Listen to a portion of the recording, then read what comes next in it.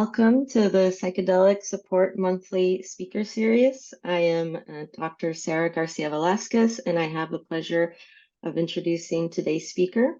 We invite you all to say hello in the chat, and if you have any questions, please drop them in the Q&A box, and hopefully we have time to address them at the end. And so today we will be hearing about the remedy ecosystem from research to practice with psychedelics. Our speaker, Dr. Anne Wagner, is a clinical psychologist, writer, and treatment development researcher living in Toronto, Canada. She is the founder of Remedy, a mental health innovation community, and Remedy Institute, Remedy's home for research. Dr. Wagner is the lead investigator of the pilot trial of cognitive processing therapy for PTSD plus MDMA and the randomized trial of cognitive behavioral conjoint therapy for PTSD plus MDMA, a couples therapy for PTSD. Anne is deeply committed to bridging the worlds of psychotherapy and non-ordinary states of consciousness and has a passion for its use for relational healing. She is an adjunct professor in the Department of Psychology and an associate member of the Yeats School of Graduate Studies at Toronto Metropolitan University. Welcome, Dr. Wagner. Oh, thank you so much. It's really great to be here. I get to talk to the psychedelic support community. So I'm going to be sharing about Remedy and what we do here and the projects that we've been doing, what we've been up to. So I don't have any slides. I'm just going to be sharing by talking today because I prefer that. So, okay. So we're located in Canada, which is a useful thing for us in many ways, especially given that currently we have something here called the Special Access Program. And the Special Access Program means that folks can apply on a case-by-case basis to the government to get exemptions to use either MDMA or psilocybin for their treatment. And it's a very specific pathway to do that. And it has to be for folks who've already tried other treatments and that they haven't been successful so far in treating their symptoms. And so for MDMA, we can do the applications for PTSD. And for psilocybin, it can either be for depression or for life-threatening illness. So that's one, just contextually, something that's happening here is that we are actually able to, we've just begun doing this in clinical work. So that's part of the setting of what we're doing. And then additionally, we run research. So I'm going to describe the Remedy model so you understand what it looks like, because we're different than a hospital or university or a pharma company or any of these things. So Remedy itself is a clinic. It is a social venture, meaning that we donate all of our profit over to Remedy Institute, which is a charity. So Remedy, the clinic, is for the practice of psychotherapy. So we have psychologists, we have psychotherapists, social workers, as well as psychiatry. And then in Remedy Institute, we have both clinicians who are doing the research as well as researchers. And then within that charity, we also run a bursary program, meaning that folks are able to receive bursaries for mental health treatment if they're not otherwise able to access them. So we focus on 4 pillar groups for those bursaries. We focus on youth from ages 14 to 25. We focus on folk who are BIPOC, folk who are 2S LGBTQ, and artists. And the reason we focus on those 4 pillars are, given the communities that we serve here in Toronto, those are often folks who are coming to us wanting our services and who aren't able to afford them. And so we identified that that's important for us to be able to offer. And also many of our team identify as one of those groups as well. So that is the idea of Remedy Institute as being a home for the research came out of my experience working in academia. So I was on track to try to take this work forward to be, within a university context or a hospital. And when I switched over to doing psychedelic work, I quickly realized that that was going to be a really difficult task to try to do that in an academic setting, and especially because this was a number of years ago before it started to become a little bit more, I wouldn't say mainstream, but in people's consciousness.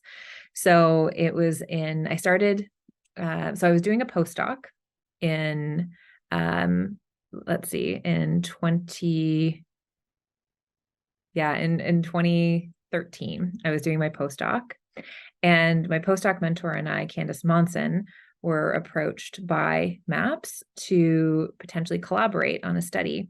And so at that point, we decided to look at this and see, would this be something we'd be interested in thinking about. So what we did was we ended up creating this study protocol, which was a pilot trial of cognitive behavioral conjoint therapy, which is a couples treatment for PTSD. Combined that with MDMA and practice that, and ran that study for 6 dyads. So we ran that in Charleston, South Carolina, with our colleagues Annie and Michael Mithofer. And that to me was an incredibly compelling study, a compelling experience. I also had the fortune of getting to go through a trial for therapists at the same time, where we had the opportunity to have our own experience with MDMA. And having not been involved in psychedelic work before that, having never tried a psychedelic before that, I just thought this was an interesting scientific question, and thought, like, would this help, my clients? Would this help the people I see in practice? And so having my own experience with it really helped to shift my perspective and go like, oh, I think this could be a really useful tool as part of our work. So that's what kind of drew me into doing this work and compelled me to keep going with it. And so I dove really headfirst into running, that pilot trial that we did.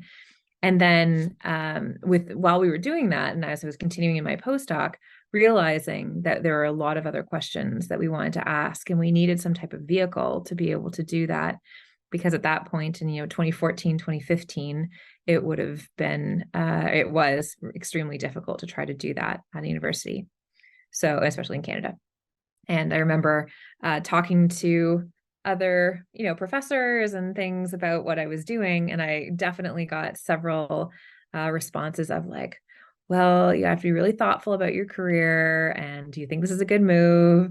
And my response was like, hey, I've been trying to study couples and trauma and helping folks move through trauma. And this is potentially the most powerful thing that I've seen as a tool and as an aid. So I think this is worth it. And I think that we'd be doing a disservice by not trying to study it. So with that in the back of my mind, I started to think through the ways that we could do this. And for me, the idea of running, for example, a corporate clinic didn't feel right.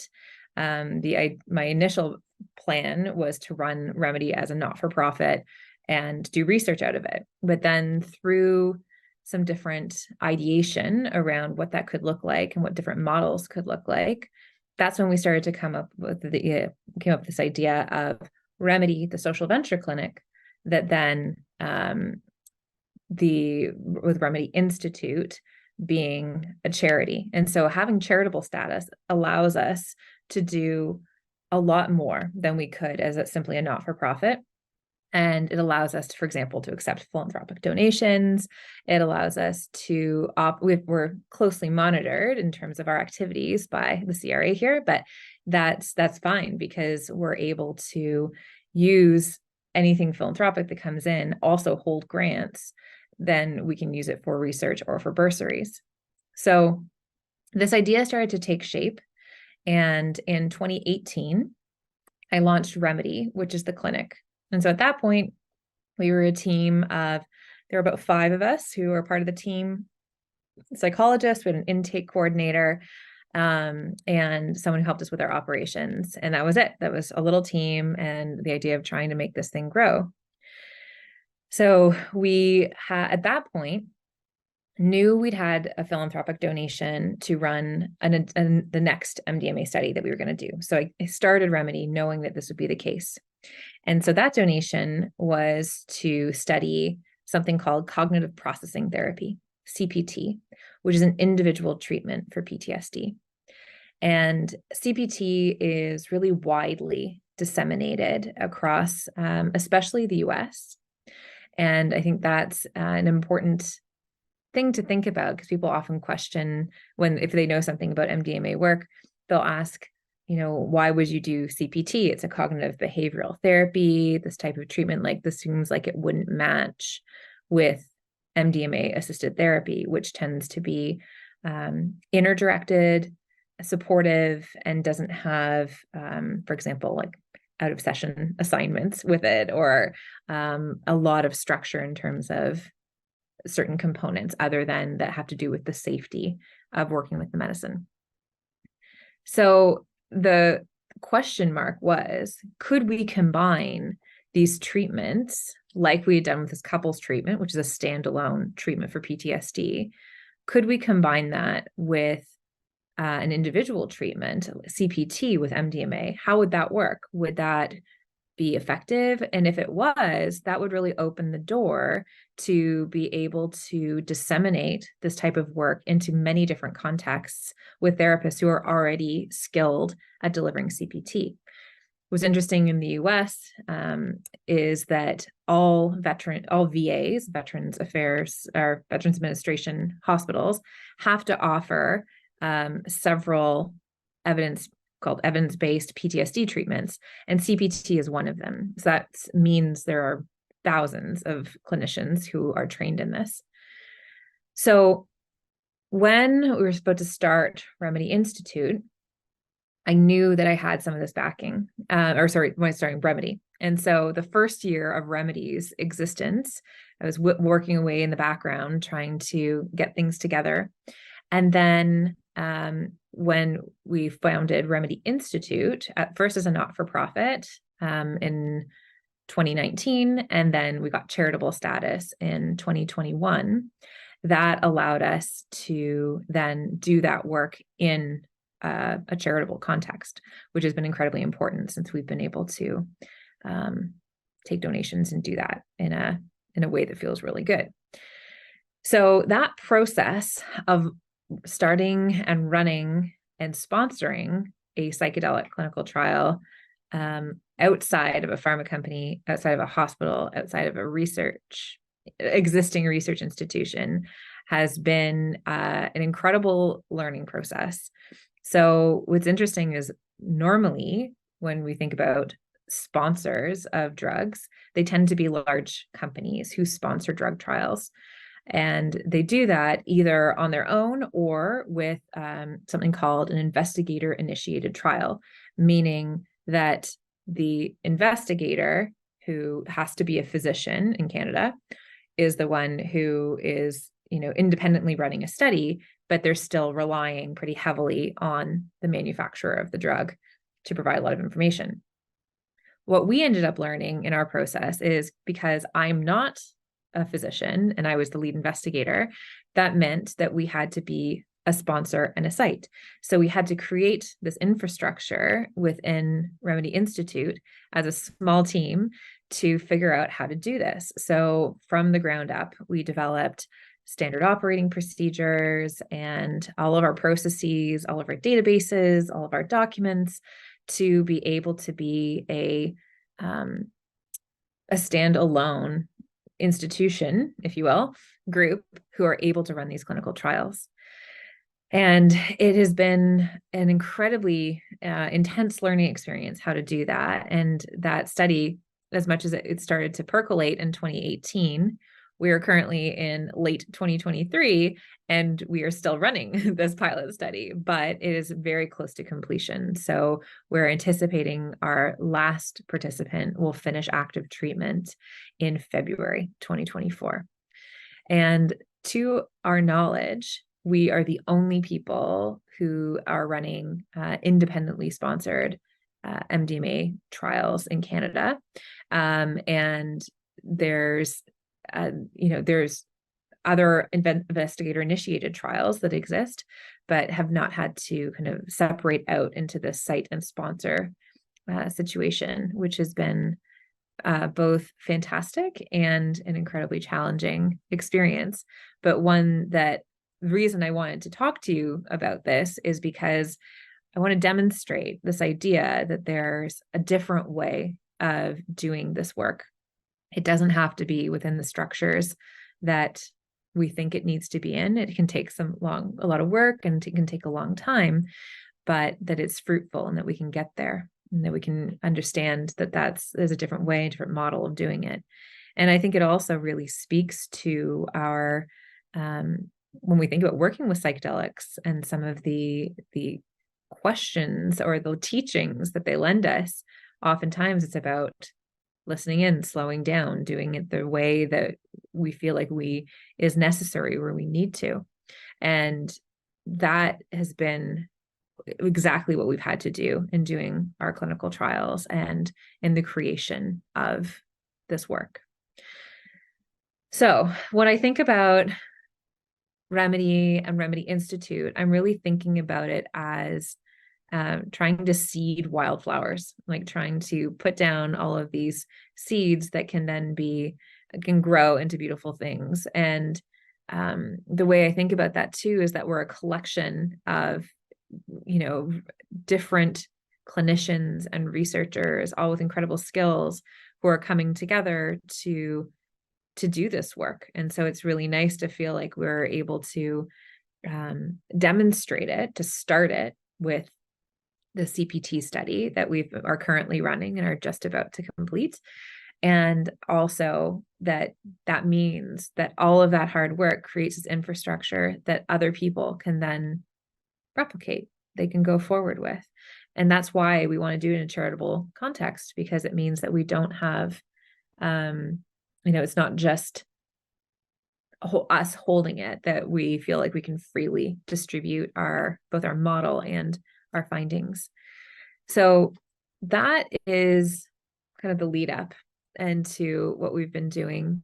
And as I mentioned at the start, that we are now starting to do the special access program, which feels like this culmination of this cycle, where we do our clinical work, we donate our profit over to the research.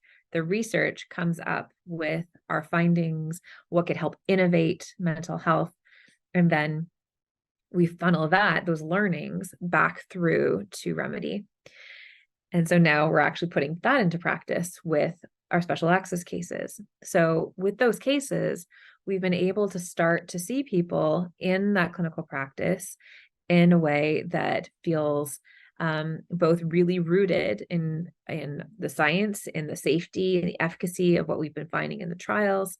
And we have a little bit more freedom because we're able to navigate it in a way that feels, we don't have to follow these really strict research protocols in the same way, but we can deliver the therapy in a way that's really useful and effective for the people accessing it. And we've also developed this program evaluation, which allows us to look at what are the outcomes for folks. And so it's not in research, but it's still looking at this idea of what does it mean? Is it working? Is it working in a real world context where we don't have all these constraints of research? What does it look like when you can space out your MDMA sessions or your psilocybin sessions? What if you are using a different modality alongside MDMA assisted therapy? For example, people are using it with emotion focused therapy. People are using it with cognitive processing therapy, like we're doing in the trial, other approaches. And so being able to track that, we can start to see what that looks like. So these exemptions for MDMA only started in the summer. And so in July, we got our first exemption. And so we've been gently opening the gates to the possibility of doing that. So being able to work with people who are either already our clients or ones who come to us and ask for this, and to see if it's possible to go through this program. Okay, so it's interesting. I feel like I'm talking to an audience. I can see there's a whole group of people here, and it's an interesting experience of speaking to you, but not being able to see you. So I'm hoping some of this is resonating, and I'll just take a pause for a second to let it sink in for myself too.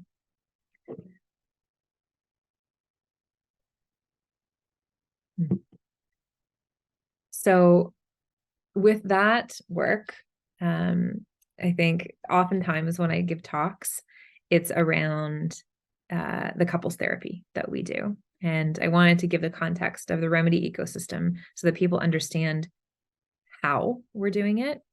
And I will lead into the couple stuff because that's usually what people want to hear about. But I wanted to explain our model because it's something I feel really proud of and I feel really excited about, and that I really hope other people are going to pick up and adopt that model as well, because we can do it in a not-for-profit, in a charitable context. It is possible, and it may take a lot of work, but it's my hope is that we've done that legwork so that other people can replicate that model going forward. Okay, so I'll switch gears into talking about couples work, since that can be a fan favorite. So we ran a pilot trial. We had 6 couples in that pilot trial.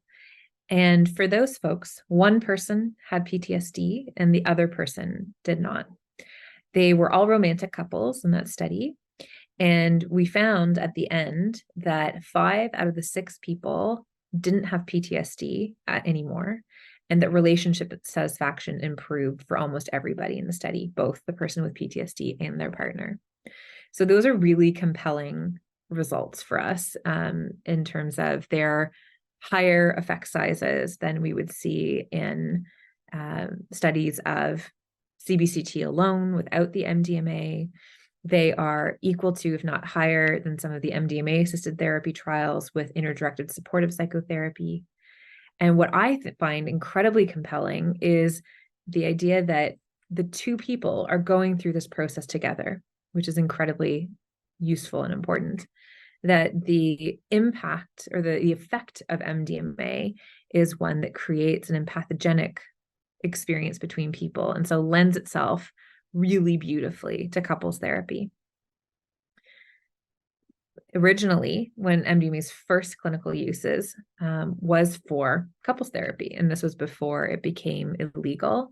And it was, in fact, Anne Shulgin, who was the wife of Sasha Shulgin, the chemist, who kind of is credited as rediscovering MDMA. He didn't rediscover it, but he resynthesized it and then distributed it to psychotherapy colleagues to potentially use in their practice.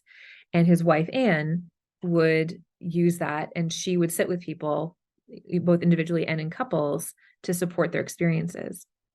And from those learnings, we found that, it was an incredibly useful tool for couples to engage with to go through a therapy process while using MDMA.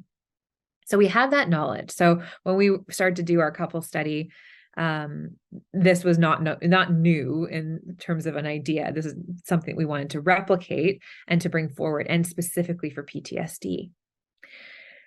So for me, that concept of relational healing felt incredibly important and exciting, and that with the MDMA added, it lended a whole additional realm to the communication and the healing that was happening between the couple.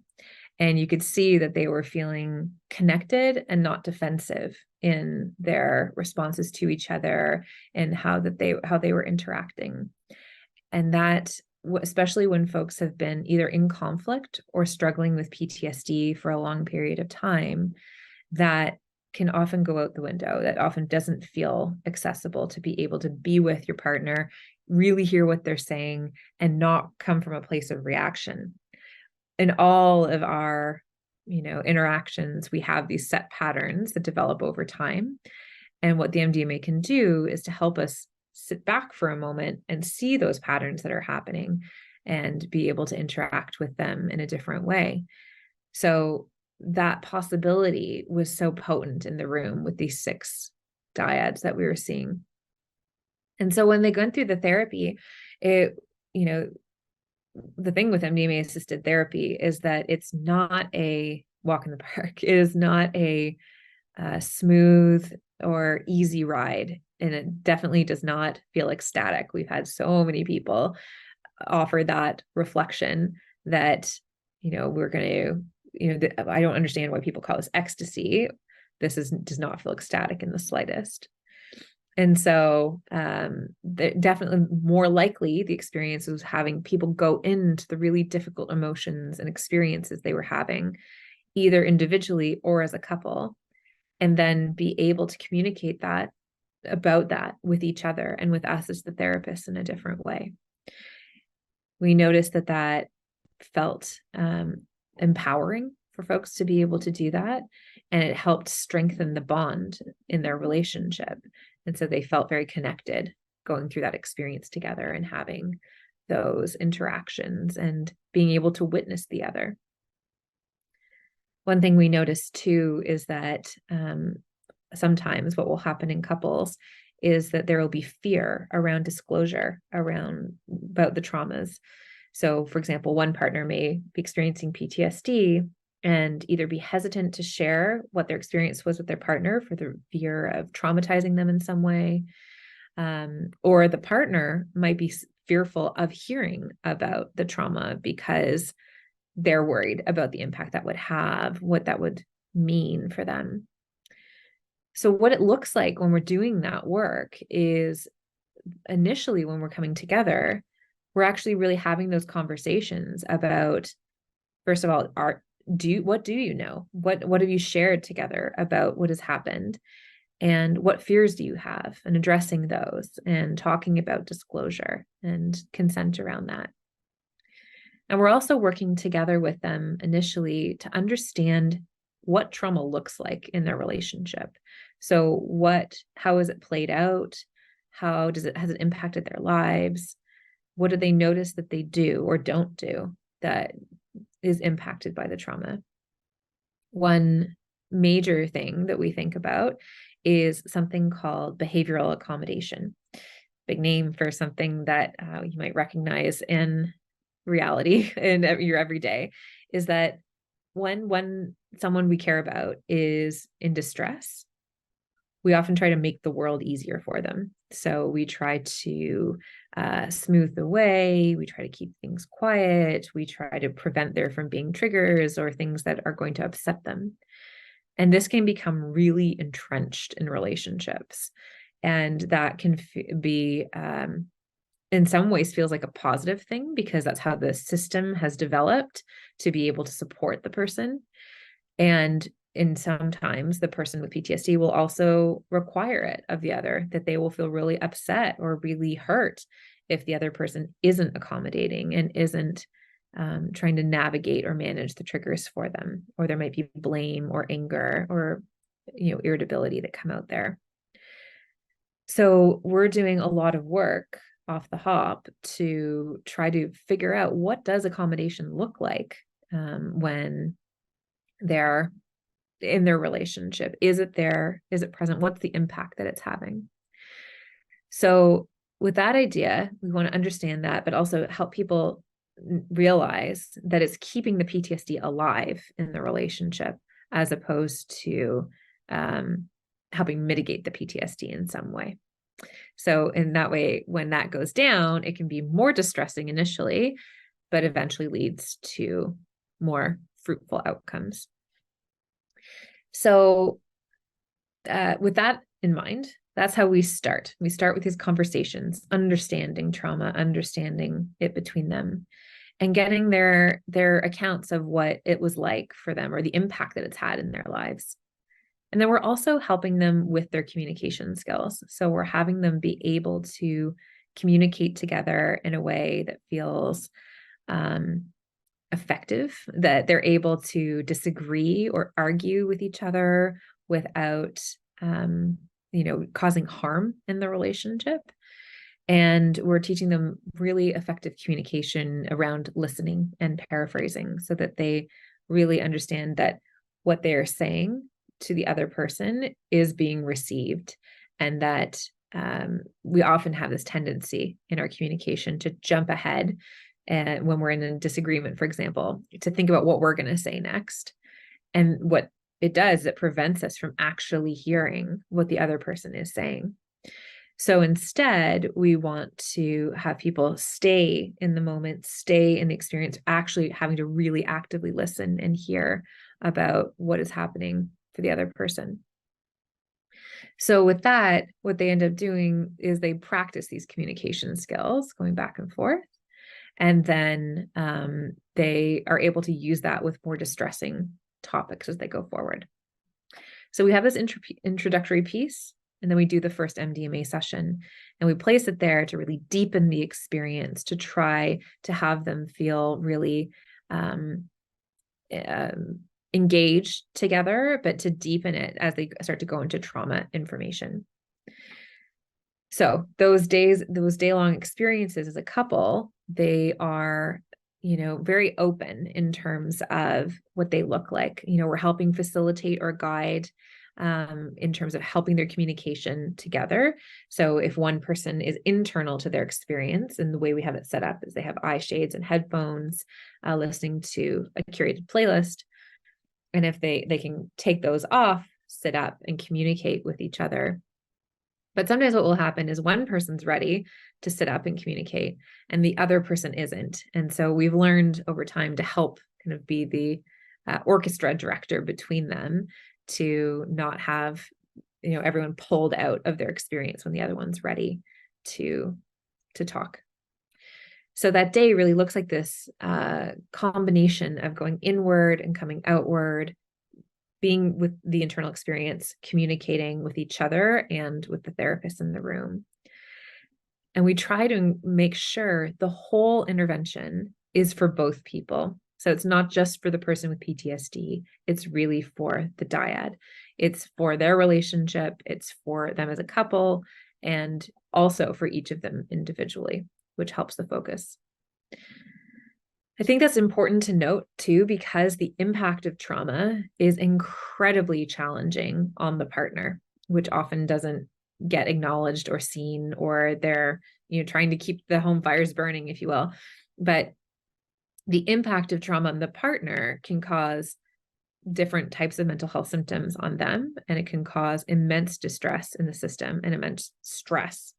So to be able to address that and work with that together, and acknowledging the impact it's had on everybody and not just the person with PTSD, can help the system recuperate and to adjust from there, because you're actually acknowledging what's really in the room.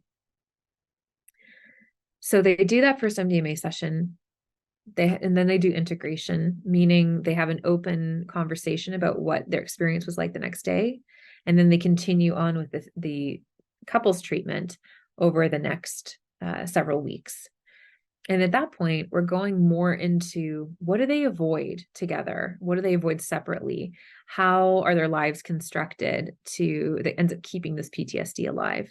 So we construct these different things that are approach tasks that they're either doing together or separately, to help them be able to not avoid the things that are meaningful in their lives and to not feel distress in the same way.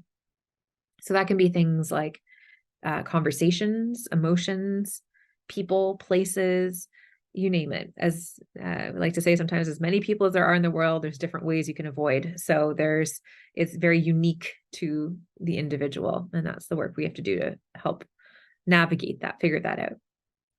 And then alongside that, while we're doing those approaches, we're also starting to work with the thoughts and the meaning making around the trauma, what it meant, what it means, how it's impacted beliefs. And so some of the key beliefs that we're thinking about are things around trust, control, intimacy, esteem, and power. And so these are all, and safety as well. And so these are all things that typically are impacted by trauma. And we raise those in conversation to investigate, to see how they've landed and how they're being made sense of by the folks with PTSD and by the partner. Because sometimes the narratives we construct around our experiences, sometimes they're shared, sometimes they're different, and sometimes they're what keeps us stuck of how we made sense of it. So for an example of that could be if someone really is feeling like somehow they were to blame for an assault that they experienced, or that there's a part of them that believes that, and that little part of them is keeping it really sticky. Or it could be broader beliefs, for example, that I can't trust anybody in authority ever, right? Then, and having a widespread belief like that can get in the way of being able to navigate the symptoms that come up. So they do that work, both the behavioral piece and the cognitive piece, through that middle section. And then they get a second MDMA session. So again, it's that open experience of whatever is there. We want whatever is there to emerge. And that can be somatic, right? It could be, there could be motions or pains or sounds or anything that emerges. That's all welcome. And that can also be emotional material. It can be memory. And there can be joy, which we do see it sometimes as people are able to access a sense of peace or calm or joy as well. So then the second integration session happens, and then follow it out with the rest of the therapy. So as I mentioned, from that pilot study, we found with 6 dyads, 5 of the 6 no longer had PTSD, relationship satisfaction improved, and we also saw improved functioning in the partner in terms of, for example, their own mental health improved and their own perceptions around their relationship and the world.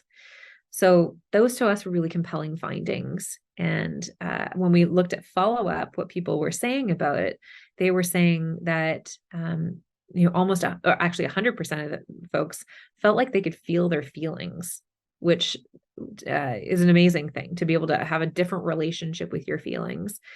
And everybody noticed that there was some benefit from the study, and the majority of people, vast majority, believed that that benefit was maintained at that point of follow-up, which was 6 months later. And there were some interesting findings too that we weren't like specifically targeting, but that we found, like people saying things like, my relationships more broadly have improved because of this, and some of the things that I've learned and how I can communicate with people. And also people were finding that they were having, increased engagement in their community, increased creativity, changes at work, things like that as well. So all that to say, very small sample with 6 dyads, which then we have decided that, we knew at the time we wanted to follow up with a larger study. And it takes a very long time for psychedelic studies to go from idea to reality. And so we're really excited that the next step of that, which is a randomized trial, is going to be launching at Remedy Institute, so within the Remedy ecosystem, in January. So we have had a long run up.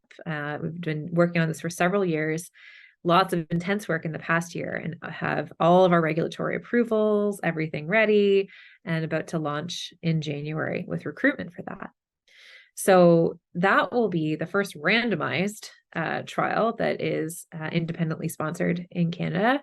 And it involves what I think is fascinating. Well, clearly I think it's fascinating because I do this work and I've done it for a decade now. But I'm really excited about the fact that when we're randomizing it, it's comparing the couples therapy for PTSD plus MDMA versus the couples therapy alone. So we're not emphasizing this idea of placebo or the impact that it's the drug in some way that's doing this.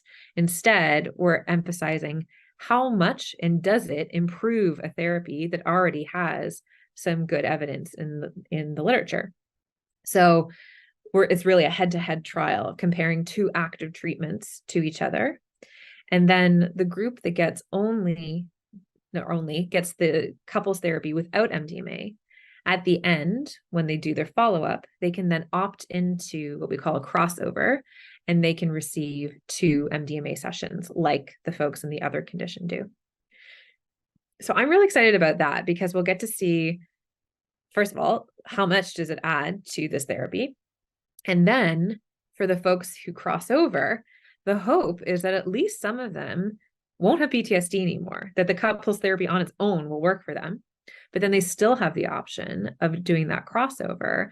And therefore, then we get to have our first legal trial, Health Canada approved, of couples therapy with MDMA without a diagnostic category. So we would potentially be doing this with folks who are, don't have a diagnosis of something, which to me is really exciting because that could potentially, pave the way in the future for doing couples therapy with MDMA with the potential, post approval, like once it becomes legal. So, and the reason why I think that is within the context of a trial, you're able to collect safety data. You can see if it works, the efficacy of it. And you can see if people want to do it. Do they stay in the therapy? Because, if they drop out, that indicates that they don't want to, because it's optional at that point, the crossover. So that's what's coming up next. So this idea that we are about to finish our first clinical trial here at Remedy Institute, and we're about to launch our second, much larger trial. There's going to be 30 couples in that study across the 2 conditions. And we've been able to sustain this for 5 years now. So Remedy had its 5-year anniversary in September of this year, and Remedy Institute has hit its 2-year mark with a pre-life as a not-for-profit before it became a charity. And so we're at the stage now where we're trying to more find steady state, and we've achieved that in the clinic, and we're getting there within the charity, meaning that we've not everything is a first. We've been able to already do, one trial, running the next, been able to demonstrate that we can sustain that. Our large trials require big philanthropic donations, but we keep all of our operations running via the donations from the clinic so that it can self-sustain and it can stay alive, even when we're not running these big clinical trials and doing other forms of research or work that innovates mental health. So that's, within that, we also are offering our bursary program, which this past year we've been able to offer bursaries for almost 20. We're just about to hit our 20 mark, 20 people to access 15 sessions of psychotherapy with a registered healthcare provider, which is a good dose of therapy, and it's completely free for people who go through the bursaries. So we've been able to do that alongside in the same way. And in the future, we anticipate we'll be able to offer those bursaries for psychedelic assisted work, which we would be excited to do, and they'd be able to do that within Remedy. Yeah, so that's been a lot of information for you on this, and we've got about 15 minutes left, so I'd love to open it up for some questions or comments to see how I can answer more information. Thank you for all that wonderful information. It's lovely to hear about not just the groundbreaking work with in science, but also the groundbreaking work of how to get the science done, which is the research aspects that you were speaking to. I appreciate that. So we do have some questions in our question box. Tony Parker said that he is a certified Gottman therapist and is wondering if you've done any studies with Gottman therapists as it is evidence-based. And also, have you done any couples work with somatic experiencing? Great question. So no, Tony, not yet. We haven't done, I think important to note that the only trial that's ever been run so far is the pilot trial. And so that was with CBCT, that's it. I think that the Gottman method would be an excellent combination with MDMA assisted therapy.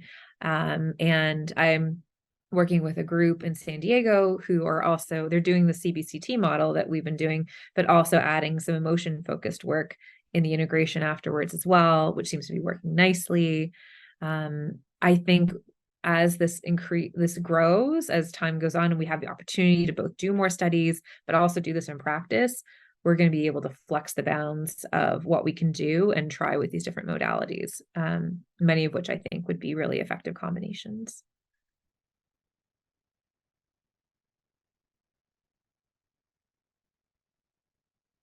And another attendee is wondering if you have any suggestions on how to formally start getting educated in research and psychedelics. They shared that they don't have a background in psychology or psychedelics, but have become very interesting. So what would be the first steps for someone interested in the field? Yeah, I think it really depends on what angle you're interested in. So, for example, some people are interested in really doing the nuts and bolts of the research, like being a research coordinator or research assistant.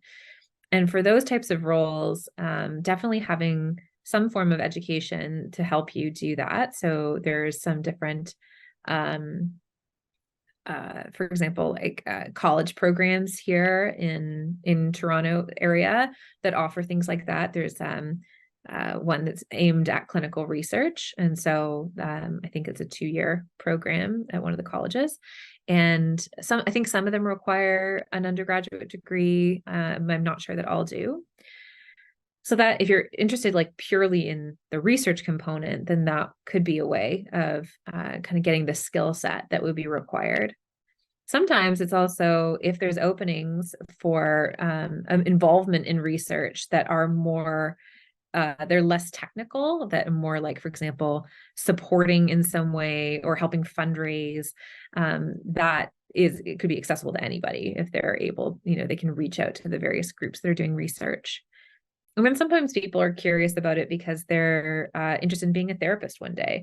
And so in that case, I really think a really important thing to remember is that it's important to be a good therapist before thinking about trying to be a good psychedelic therapist. That's what we see the vast majority of the time, that people get very eager to be a sitter or hold space for people. But especially with MDMA assisted psychotherapy, you're doing a lot of really difficult therapy work. And so to be effective and functioning well as a therapist would be an important route first.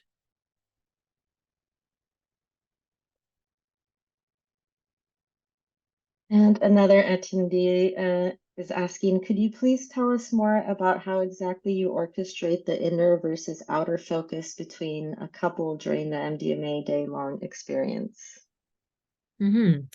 So, okay. So we start in the preparation stages, we're talking to them, encouraging them to have this balance and to really try to go inwards into their experience, meaning self-reflecting, staying kind of quiet with their eyes closed, headphones on, to see what's coming up so they can tap into that.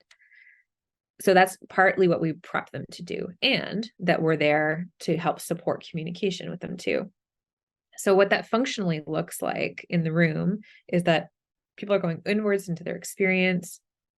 And then oftentimes people will have something they want to share or an insight that's coming up. And one of them will often sit up, eye shades off, headphones off.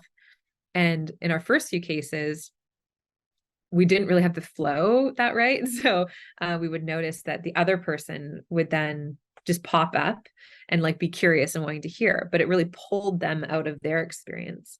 So instead, what we learned how to do is when someone sat up and or like was wanting to share something, but the other partner was clearly still internal, we would communicate, one of the therapists would communicate with the person who wanted to speak, and we'd talk to them, and then we'd also take notes for them to see if there was something they wanted to have flagged to talk about together when their partner was ready. to have conversation. So trying to make sure we're not pulling the other person out when one person's has stepped out of the inward experience.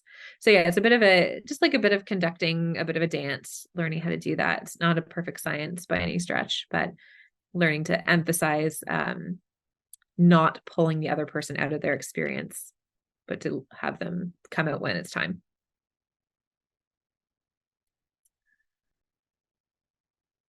Will you be working with psilocybin in patients with severe or life-threatening illnesses? So in our special access program, yes, we can do that. As of right now, I believe all of our cases we've put through have been for treatment-resistant depression, but we're open to working with life-threatening illness or distress related to life-threatening illness as well.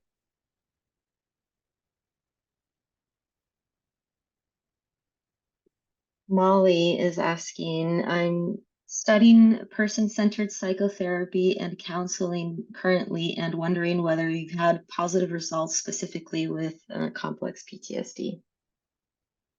Yes, so I would say that while we don't assess explicitly for complex PTSD, from my clinical experience and seeing these cases, I would say the vast majority would probably meet criteria for complex PTSD if they were to go under that type of assessment.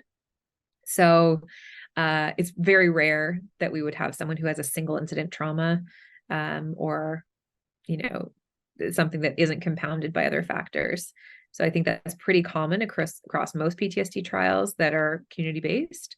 And yeah, definitely the case with us that for sure this when we think of the results of these studies, they would be applicable for populations that have CPTSD as well. Easy. And Kim is wondering if, in addition to the links that I provided in the chat, if there's any other links that you could suggest for your publications in the area of psychedelics and especially the couples work. Yeah, absolutely. So our websites are there's remedycenter.ca. That's for the clinic. remedyinstitute.ca is for the charity. And then if you go onto Google and you go into Google Scholar and you Google my name, you Google Anne Wagner, there are a number of open source document or open access papers that are available that I've published that talk about this work. In particular, I'm thinking that one might be of interest. I recently, or last year, maybe year and a half ago, published a paper that's a theory paper on a couples therapy model with MDMA. So that might be of interest, and it's open access.